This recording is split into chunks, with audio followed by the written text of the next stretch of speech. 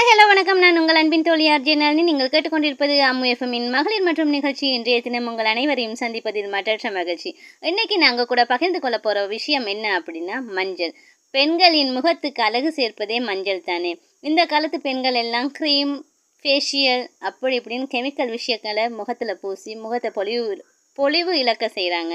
மஞ்சள் பூசின முகத்தை பாருங்கன்னு எவ்வளோ செல்வ செழிப்பாக இருக்கும்னு. அந்த வகையில் மஞ்சளின் மகத்துவத்தை நான் உங்கள் கூட பகிர்ந்து கொள்ள போகிறேன் இன்றைய தினம். மஞ்சளை அதன் இலையோடு சேர்த்து பாசிப்பயிறு மாவோட கலந்து தினமும் உடலில் பூசி வந்தீங்க அப்படின்னா உங்கள் உடம்புல இருக்க சுருக்கம் காணாமல் போயிடும்.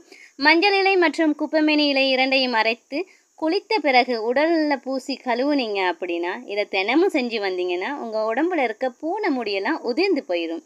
கழுத்து கணுக்காலில் இருக்க கருமையை போக்க மஞ்சத்தூளை தயிரில் கலந்து தடவிவாங்க. கருமை இருந்த இடம் தெரியாமலே போயிடும். மஞ்சளுடன் வேப்பிலை அரைத்து பூசி பிறகு குளிர்ந்த நீரில் கழுவுங்க. முகப்பருவில் இருக்க சீல் காணாமல் போயிடும். முகத்தோல் சொரசொரப்பாக இருந்தால் மஞ்சளோட துளசியை அரைத்து பூசி வாங்க. சொரசொரப்பு தன்மை இருக்கவே இருக்காதுங்க. மஞ்சள் கிழங்கு ஒன்றுடன் ஒரு எலுமிச்சை இலையை சேர்த்து அரைத்து பூசினீங்க அப்படின்னா முகம் பளிச்சென்று மாறும். மஞ்சளை அரைத்து பூச தேவையில்லை அப்படின்னு நினைக்கிறவங்க, மஞ்சள் தனக்கு அலர்ஜி அப்படின்னு நினைக்கிறவங்க மஞ்சள் கலந்த நீராவி கூட அழகை கூட்ட உதவி செய்யுங்க. குண்டு மஞ்சள் கிழங்கு, கெட்டி கிழங்கு முக அழகை கூட்டி அதிக நிறம் கொடுக்கும். பாத வெடிப்புக்கு கூட குண்டு மஞ்சள் கிழங்கை அரைத்து பூசி வாங்க. பாதத்தில் இந்த வெடிப்பு காணாமல் போயிடுங்க.